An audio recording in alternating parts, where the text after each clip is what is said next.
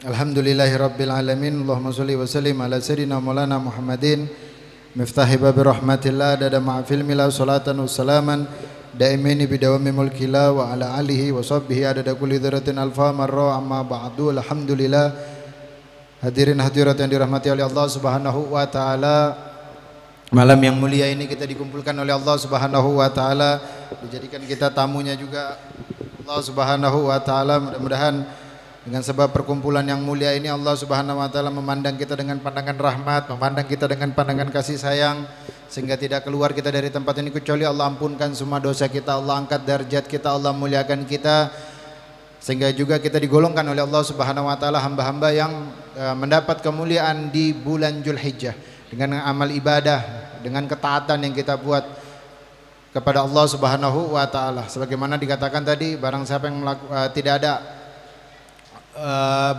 melakukan amal taat di bulan Dzulhijjah, di 10 hari pertama dari bulan Dzulhijjah. Amal taat enggak cuma sholat, sedekah, enggak, akan tetapi dalam berakhlak, dalam berperilaku, dalam memberikan senyum, dalam semua hal itu termasuk amal taat kepada Allah Subhanahu wa taala. Dan alhamdulillah malam ini juga kita kumpul bersama guru kita Habib Muhammad bin Husain Al-Idrus, ada orang tua kita juga Habib Abu Bakar Sakran Al-Idrus, ada Habib Mas'ud Ba'bud, ada Habib Fauzi Ba'bud, ada Habib Agil Segap, ada Habib Hasan Segap, dan segenap para habaib lain yang tidak kami sebutkan. Akan tapi mudah-mudahan Allah Subhanahu wa taala mengangkat derajat beliau, mengampunkan, memberikan keberkahan dalam umur beliau, dan dijadikan anak cucu keturunannya kebanggaan baginda Nabi Muhammad sallallahu alaihi wasallam, dan juga para asatid, para guru, para tokoh agama, tokoh masyarakat, wabil khusus Ustadz Mathari, ada Ustadz Munzir, ada Guru Sofani, ada Abah Fakhruddin, ada Abah Badruddin, dan segenap para asatid mudah-mudahan selalu diberikan kesehatan, keberkahan waktu umurnya, dan dijadikan keturunannya kebanggaan baginda Nabi Muhammad sallallahu alaihi wasallam. Amin ya rabbal alamin. Hadirin yang dirahmati oleh Allah Subhanahu wa taala, melanjutkan sedikit kita dari taklim kita kitab Nasaidiniyah. Kemarin masih pembahasan tentang haji. Masih kita masuk di pembahasan tentang haji. Kemarin kita masih cerita tentang awal-awal kemudian kemampuan mereka yang diberikan rezeki oleh Allah Subhanahu wa taala, kemampuan di dalam berhaji. Ya, haji di sini termasuk juga bagian di dalamnya amal ibadah umroh. Haji di sini juga termasuk dikatakan termasuk di dalamnya juga amal ibadah umroh. Sebagaimana Imamul Haddad bilang di dalam kitab Nasaidiniyah, kita lanjutkan sedikit sebagaimana dikatakan, aqulu dzalika an ta'maru alaihi khamsatun awamin ila yahujja fiha hujjatun wa qad balagana anillahi ta'ala annahu qala innal 'abdan sahahat lahu jismahu wa wasa'at alaihi fil ma'ishati tamdi alaihi khamsatun awamin walam yufat alayyal mahrumun. Kata beliau Imamul Haddad bilang, sesungguhnya ya diantaranya juga sebagian dari salafuna soleh, waqad ba'du salafuna rahmatullahi ta'ala alaihim, sebagian dari salafuna soleh bilang tentang keutamaan orang yang berangkat haji. Ya, di antara mereka yang jika diberikan rezeki lebih dalam jangka waktu 5 tahun berangkat haji, minimal paling enggak punya rezeki lebih 5 tahun sekali dia berangkat haji. Kemudian di dalam hadis qudsi juga Allah Subhanahu wa taala menyebutkan inna abdan sahahat lahu jismahu. Sesungguhnya Allah Subhanahu wa taala ketika hamba tadi itu diberikan kesehatan oleh Allah Subhanahu wa taala. Wa wasa'at alaihi fi ma'isyati. Kemudian diluaskan rezekinya oleh Allah Subhanahu wa taala. Akan tetapi tamdi alaihi khamsatun awam, berlanjut atau berlaku baginya 5 tahun. Kemudian dia enggak berangkat haji, alayya mahrumun. Kata Allah Subhanahu wa taala, maka hamba ini terharamkan. Terharamkan dari mana? Dari berangkat haji atau berangkat umroh. Sebab dia itu punya rezeki, Allah ngasih kesehatan juga buat dia. Allah ngasih rezeki, Allah ngasih kesehatan, kemudian berlaku 5 tahun dia nggak pakai gunakan hartanya tadi untuk berangkat haji ataupun berangkat umroh, maka memang orang ini kata Allah Subhanahu wa taala mahrumun, terharamkan dari Allah Subhanahu wa taala. Artinya terharamkan di sini apa? Dia nggak dikasih berangkat, akan tetapi diganti. Oh dia lebih senangnya bukan berangkat umroh, mungkin dia pergi ke Disneyland, atau mungkin dia pergi ke Paris, atau dia gunakan hartanya pergi ke negara-negara yang bukan tujuan dari umat Islam. Dia habiskan hartanya selain dari tujuan ke Haromen tadi, ke Mekah ataupun ke Madinah. Kenapa? Hamba tadi memang hamba yang terharamkan dari Allah Subhanahu wa taala, maka hartanya tadi dia gunakan bukan untuk di jalannya Allah, bukan untuk datang ke Baitullah, akan tetapi ke tempat-tempat yang memang enggak memberikan manfaat bagi umat Islam tadi. Makanya juga dikatakan hendaknya bagi umat Islam apa? Paling penting baginya untuk apa? Memperbanyak mengagungkan untuk berangkat haji, mensyiarkan tentang syiar-syiar di dalam ibadah haji. Walama fi man fadlil azim alladhi waradat bihil ikhtibar qala Rasulullah sallallahu alaihi wasallam afdalul jihad al hajj, sebagaimana dikatakan afdolnya haji adalah orang yang jihad, afdolnya jihad al hajj, paling afdolnya orang yang berjihad adalah orang yang pergi haji. Kita tahu jihad itu dibagi beberapa macam, ada yang jihad fisabilillah, jihad mereka yang berperang, ada mereka yang berjihad di dalam mempertahankan agamanya. Akan tetapi semua itu dikatakan di dalam hadisnya Rasul sallallahu alaihi wasallam paling afdolnya jihad. Paling afdolnya jihad adalah mereka yang berangkat haji. Sebab mereka yang berangkat haji, mereka orang-orang yang ngurbanin hartanya. Mereka kumpul hartanya, mereka nabung dalam keadaan sulit, dalam keadaan bersusah payah. Kemudian dia berangkatnya nggak gampang. Kemarin kita bilang juga, sesungguhnya orang yang haji itu sebagaimana Nabi SAW, innamal haji ash'as akbar. Orang yang haji itu lelah, capek, berdebu. Sebab ketika orang tadi itu berangkat haji, Imam Ghazali pun bilang, disebutkan juga di sini, Imam Ghazali bilang ketika orang tadi itu berangkat haji itu seakan-akan dia berangkat kepada kematiannya dia. Artinya sama, ketika orang haji mau pergi haji itu keluarganya ngumpul rame, ngantar kepergiannya dia. Sama kayak orang meninggal, ketika sakratul maut itu rame orang datang ngeliatin, rame disuruh kumpul keluarganya seakan-akan dia mau pergi sakratul maut. Begitu juga orang haji. Kemudian kita ingat juga, itu di Palu dulu, njit kami cerita kalau ada orang mau berangkat haji kan lama. Kalau dia mau berangkat haji itu berangkat dari bulan Ramadan, naik kapal, pulangnya ke sini nanti di bulan Maulid. Jadi sekitar dari Ramadan 6 bulanan, 6 bulan dia pergi berangkat haji. Itu kalau pergi kadang sekalian ditalkin, pergi haji sekalian ditalkin. Jadi apa, seandainya dia nggak pulang ya udah ditalkin, karena nggak ada kabar. Mau tahu bagaimana kabarnya dia, nggak ada. Diikhlasin ketika dia pergi ya sudah diikhlasin, naik kapal jauh, nanti kembali ke sini di bulan Maulid baru kembali lagi orang yang pergi haji tadi itu. Pergi naik kapal jauh. Nah, itu Imam Ghazali bilang ketika dia pergi seperti perginya orang yang wafat, dikumpulin keluarganya, kemudian ketika di alam kubur ditanya sama mungkar nangkir. Ketika di alam kubur ditanya mungkar nangkir, itu seperti orang yang ketika pergi haji, kemudian merasakan kelelahan, merasakan capek, merasakan dalam keadaan susahnya di dalam haji tadi itu. Ada juga namanya tawaf, nanti dia lari dari Safa ke Marwah. Itu kata Imam Ghazali, sebagaimana mereka tawaf ketika mereka bolak-balik Safa Marwah, itu seakan-akan mereka di Yaumil Mizan. Bolak-balik nyari syafaatnya baginda Nabi Muhammad sallallahu alaihi wasallam. Makanya dikatakan orang yang pergi haji hendaknya rendah hati, jangan sombong. Mau pergi haji bawa harta, pamer hartanya, padahal dia mau datang ke tempat Allah Subhanahu wa taala yang maha kuasa, Allah yang maha perkasa, Allah yang punya semuanya. Dia mau berangkat haji atau dia mau berangkat umroh, dia mau pamer sekalian hartanya, dia mau bawa kemewahannya. Enggak, di sana pakaiannya sama. Nah, kalau orang wafat pakaiannya kain kafan, sama. Ketika berangkat haji cuma pakai kain ihram. Kebetulan warnanya sama, putih.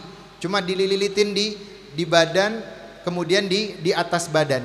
Cuma dua kain ngelilitin.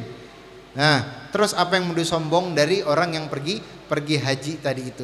Makanya hendaknya dalam keadaan khusyuk, dalam keadaan tunduk, jangan sampai ada kesombongan di dalam hati. Wa qala alaihi salatu wasalam innal hajja yahdimu ma qablahu. Kata Nabi Muhammad, sesungguhnya orang yang haji itu diampunkan dosanya yang sebelumnya.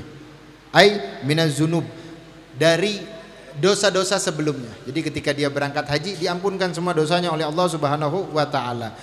Kemudian kata Nabi sallallahu alaihi wasallam, man qala alaihi salatu wasallam man hajja falam yarfus wa lam yansuk kharaja min dzunubihi kayaumi waladhu ummuhu. Orang yang berangkat haji, barang siapa yang berangkat haji kemudian dia enggak berkata buruk, walam yafsuk, dia enggak melakukan perbuatan fasik, dia enggak melakukan perbuatan maksiat, maka akan keluar dari tubuhnya itu dosa-dosanya kayomi waladhu ummuhu, seperti seseorang yang baru dilahirkan oleh ibunya. Makanya kita bilang kemarin ketika berangkat haji atau berangkat umroh, jangan ngeluh. Jangan ngeluh tempatnya jauh, oh ini ndak enak, oh ini begini, oh ini begitu, makannya kurang garam, kurang ini. Jangan ngeluh. Kenapa? Dijaga. Dijaga, sebab kita nggak kayak orang dulu ketika berangkat haji bawa bekal. Orang dulu berangkat haji bawa kompor, bawa tempat sendiri kasurnya, bawa bantalnya, bawa perbekalan makanan selama dia di perjalanan. Kita sekarang enak, berangkat haji di pesawat dikasih makan, turun dari pesawat dikasih kotakan, di perjalanan sampai mau ke Mekah dikasih makan, naik bis dingin. Kalau dulu mereka naik unta, perjalanan jauh, kadang jalan kaki, panas, bawa bekal berat, belum lagi medannya. Tapi mereka apa? Enggak ngeluh, tidak melakukan perbuatan buruk. Maka kata Nabi SAW, orang yang seperti itu seperti bayi yang baru dilahirkan ibunya. Kenapa? Dosanya diampuni oleh Allah Subhanahu wa taala. Sampai kita bilang kemarin, siapa sih orang yang enggak diampuni dosanya ketika dia berangkat haji? Mereka yang tidak diampuni dosanya ketika berangkat haji adalah mereka orang-orang yang ketika di Arafah dia ngerasa diri dosanya nggak diampuni sama Allah. Ketika di hari Arafah semua dosa diampuni sama Allah, dia ngerasa ya Allah ini kayaknya dosa saya nggak diampuni. Kenapa? Banyak banget sampai mungkin saya nggak diampuni dosa saya. Itu orang yang paling berat, dosanya nggak diampuni sama Allah Subhanahu wa taala. Dia menduga Allah tidak mengampuni dosanya dia. Maka jangan bersuuzon ketika di Arafah semua dosa diampuni. Itu Imam Ali Zainal Abidin, beliau pernah bermimpi. Ketika itu beliau bermimpi, beliau ngelihat ada malaikat itu ribut, bilang sesungguhnya yang berangkat haji saat ini ada sekitar 600.000 orang. Kemudian malaikat yang kedua bilang, ya yang berangkat 600.000 orang, akan tetapi yang keterima cuma 6 orang. Dari 600.000 yang keterima cuma 6 orang. Maka tiba-tiba kebangun Imam Ali Zainal Abidin, kaget, kebangun, nangis dia. Siapa saya ini? Dia bilang, siapa saya? Enggak mungkin saya termasuk dari 6 orang itu. Enggak mungkin saya masuk dari 6 orang itu yang diterima ya Allah. Ternyata perjalanan dari Mina, kemudian dari Musdalifah ke Mina, semua perjalanan haji. Tiba-tiba Imam Ali besoknya itu ngantuk. Kemudian dia ngantuk, ketiduran. Ketika ketiduran dia bermimpi lagi ngelihat malaikat tadi. Malaikat yang pertama sama yang kedua tadi itu. Kemudian pembicaraannya kata malaikat tadi sesungguhnya yang diterima cuma 6 orang. Iya benar 6 orang. Akan tetapi Allah Maha Rahmat. Ketika di Arafah 6 orang tadi dikasih kesempatan sama Allah untuk ngasih ampunan ke 100.000 orang per orang. Per orang dapat jatah 100.000 orang untuk dapat ngasih ampunan. Maka gara-gara tadi itu semua yang 600.000 diampunkan dosanya oleh Allah Subhanahu wa taala. Maka Imam Ali bangun kaget, nangis, senang, ya Allah, alhamdulillah, betapa murahnya Engkau, betapa sayangnya Engkau. Kenapa? Semuanya diterima hajinya dan semuanya diampunkan dosanya oleh Allah Subhanahu wa taala. Sampai ada dulu seorang syekh kaum solihin, dia berangkat haji. Saking sering dia berangkat haji, itu dia bilang, ya Allah, hari ini haji saya yang hari ini saya kasih pahalanya untuk mereka yang enggak diterima hajinya oleh Engkau. Pahala haji saya ini kalau ada saya kasihkan kepada mereka yang hajinya mungkin belum keterima, ya Allah. Wah, subhanallah, dia tertidur. Ketika tertidur mimpi dia. Tahu apa mimpinya? Ketika itu dia mimpi ada suara yang menyeru sama dia. Dia katakan, wahai hambaku, kenapa engkau mengatakan seperti itu? Engkau mengatakan sesungguhnya kalau ada hajinya orang yang gak terima dari amal ibadah hajimu aku kasih. Wahai hambaku, ketahuilah dia datang ke tempat yang maha pengampun. Dia datang minta ampun kepadaku dan aku maha pengampun, pasti semuanya akan aku ampuni. Gak ada yang enggak. Jadi jangan sok baik, jangan jadi orang sok baik. Dia datang ke tempat yang maha baik, pasti akan dapat ampunan. Bangun dia kaget orang ini. Bangun dia kaget, istighfar, astagfirullah, astagfirullah, minta maaf. Kenapa? Sudah padahal dia niat baik. Padahal dia sudah niat baik. Makanya niatin yang banyak ketika berangkat haji, ketika berangkat umroh. Kemudian juga dikatakan waqala sallallahu wasallam al umrah illal umrah kafaratun lima bainahuma wal hajj mabrur laisa lahu jazaun illal jannah. Dari umroh ke umroh adalah penghapus di antara keduanya. Kalau Allah berikan rezeki orang untuk umroh, misalnya dia selama berangkat umroh 3 kali umroh, nanti dari satu umroh ke umroh yang lain itu ketika ada dosa di tengah-tengah yang dia perbuat diampuni sama Allah. Atau mungkin tahun ini umroh, tahun depan umroh lagi, antara tahun sebelumnya dan tahun yang akan datang ketika dia umroh itu diampuni dosanya oleh Allah Subhanahu wa taala. Wal hajjal mabrur laisa lahul jazaun ilal jannah. Dan haji yang mabrur, kata Nabi sallallahu alaihi wasallam, enggak ada balasan kecuali surga. Kecuali surga. Kemudian waqala sallallahu alaihi wasallam bi'rul hajj it'amut ta'am wal linul kalam. Kata Nabi sallallahu alaihi wasallam, kebaikan bagi orang yang haji it'amut ta'am, ngasih makan orang. Kebaikan bagi orang yang haji itu ngasih makan orang. Makanya dianjurkan ketika haji atau umroh, kita kalau punya rezeki lebih, ketika beli makan, belikan juga teman kita. Beli minum, beli 2, kasih teman kita biar dia ngerasa juga. Atau mungkin ngasih orang-orang yang ada di pegawai-pegawai di sana yang mereka kerja, atau yang tukang sapunya, atau yang tukang jaganya.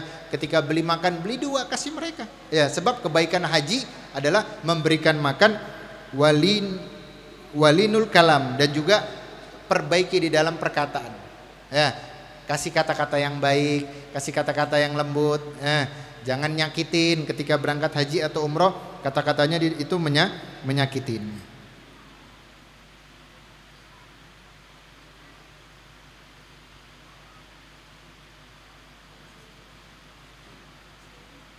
Kemudian juga waman akada Muhammad alal musaffirin ilal hajj ijtihadu fi an yakuna zaddahu thayyiban wa nanaqatuhu halalan wal yahris kullul hirsil ala zalik fa innal ladzi yahujju bil malil haram la yaqbalu Allah hajjahu wa idza labba indal ihramihi yaqulu lahu subhanahu la labbaik wa la sa'daik zaddaka haramun wa rahilatuk haramun wa hajjaka ghairu mabrur wa yaqulu ta'ala lillazi yahuju bil malil halal idza labba labbaik wa sa'daik zaddaka halal wa rahilatuk halal wal hajju mabrur kadzalika warada fil khabar. Kemudian hendaknya bagi orang tadi itu menjaga adab-adab ketika berangkat haji. Jadi ketika berangkat haji ada adabnya, sehingga dengan adab tadi menjadi sempurna di dalam hajinya tadi. Apa di antara adab tadi? Hendaknya orang tadi itu bersungguh-sungguh an yakuna zaddan thayyiban. Hendaknya dia bersungguh-sungguh di dalam melakukan amal baik, dan mencari nafkah yang halal untuk berangkat hajinya. Sebab nggak akan diterima haji dari harta yang haram. Nah, berangkat haji uangnya korupsi. Berangkat haji hasilnya ambil jual hartanya orang, jual tanahnya orang, rumahnya orang, atau jual kendaraannya orang, atau apapun dari hartanya orang yang dijual. Hajinya nggak akan diterima. Kenapa? Dari harta yang haram. Mau berangkat haji dari duit korupsi. Nah, ditabung korupsinya, uangnya buat haji, nggak akan diterima. Sebagaimana dikatakan setiap amal yang dilakukan akan tetapi dia memakan makanan yang haram, itu seakan-akan orang yang membangun sebuah bangunan di atas sebuah laut. Ya, bisa nggak orang bangun bangunan di atas sebuah laut? Nggak akan bisa. Baru dia taruh pasir, dia taruh bata, datang ombak, tahambur lagi bangunannya. Betul apa betul? Keprok atuh.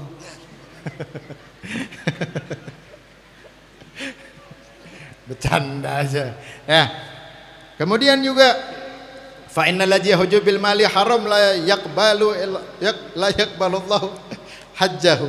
Orang yang berangkat haji, orang yang berangkat haji dengan harta yang haram tadi enggak akan diterima hajinya oleh Allah Subhanahu wa taala. Kemudian ketika dia memanggil, kemudian ketika dia bertalbiyah, labbaik Allahumma labbaik, itu Allah nyaut kepada dia, la labbaik wala sa'daik. Aku enggak manggil engkau, aku enggak ngundang engkau. Dia manggil labbaik Allahumma labbaik, labbaik la syarika lak baik. Allah nyaut, aku enggak ada manggil engkau, la labbaik wala sa'daik. Aku enggak ada manggil engkau, aku enggak ada ngundang engkau. Kenapa? Sebab hajinya dari harta yang haram, kendaraannya haram, duitnya haram, pakaiannya haram. Maka dikatakan itu oleh Allah Subhanahu wa taala. Sampai itu Sayyidina Ali karramallahu wajha, habis pakai kain ihram dia bertalbiyah, labbaik Allahumma labbaik, labbaik la syarika lak baik, pingsan. Kemudian dibangunkan lagi, talbiyah lagi, labbaik Allahumma labbaik, labbaik la syarika lak baik. Enggak sanggup, pingsan lagi Imam Ali. Sampai berulang-ulang. Ketika itu ditanya sama sahabatnya, wahai Imam, kenapa engkau ketika labbaik bertalbiyah, setiap habis talbiyah engkau pingsan? Apa kata Imam Ali? Aku takut ketika aku bilang labbaik la labbaik, labbaik la syarika lak baik, Allah bilang sama saya, la labbaik wala sa'daik. Aku enggak ada manggil engkau, aku enggak ada ngundang engkau. Saking takutnya Imam Ali Zainal Abidin. Padahal kita tahu bagaimana amal ibadahnya Imam Ali Zainal Abidin, orang yang sangat luar biasa di zamannya, orang yang paling alim di zamannya. Kemudian ketika Allah bilang la labbaik wala sa'daik, aku enggak ada ngundang engkau, aku enggak mau jawab panggilan engkau, dan aku tidak ada mengundang engkau. Zadaka haram, sebab hartamu haram, perjalananmu haram, dan enggak akan sampai hajimu tadi. Kenapa? Enggak akan sampai haji yang mabrur, sebab kau dapatnya semua dari yang haram. Akan tetapi jika dia ngundang cari harta yang baik, hartanya yang halal, dia sungguh-sungguh dalam ngumpulnya, Allah bilang labbaika wa sa'daik. Betul, aku manggil engkau, aku memang ngundang engkau, kata Allah Subhanahu wa taala. Sebab zadaka halal, engkau berangkat dengan harta yang halal, dengan kendaraan yang halal, maka hajjukal mabrur, engkau dapat haji yang mabrur. Kenapa? Semuanya menggunakan harta yang halal. Sampai seperti itu. Makanya jangan sampai ketika kita berangkat haji atau berangkat umroh itu dari harta yang haram. Kumpulin dengan benar-benar untuk dapetin harta yang halal, dan bersungguh-sungguh niat nabung sedikit-sedikit, pasang niat. Kemarin kita bilang jangan sampai enggak. Ya, seperti Imam Ali tadi bilang, orang mau berangkat haji benar-benar dia takut hajinya enggak diterima. Sampai ketika habis pakai ihram dia bertalbiyah pingsan, pakai ihram bertalbiyah pingsan. Saking apa? Takut hajinya enggak diterima oleh Allah Subhanahu wa taala. Padahal kita tahu Imam Ali Zainal Abidin itu seperti apa di dalam ibadahnya. Sampai beliau dapat gelar apa? As-Sajjad. Orang yang banyak di dalam bersujud kepada Allah Subhanahu wa taala. Dalam riwayat dikatakan beliau dalam satu malamnya sujud sampai 1000 rakaat menghamba kepada Allah Subhanahu wa taala. Sampai pernah diriwayatkan itu di zamannya Imam Ali Zainal Abidin, itu ada seorang raja dari Syam namanya Hisham bin Abdul Malik. Hisham bin Abdul Malik, raja dari negeri Syam.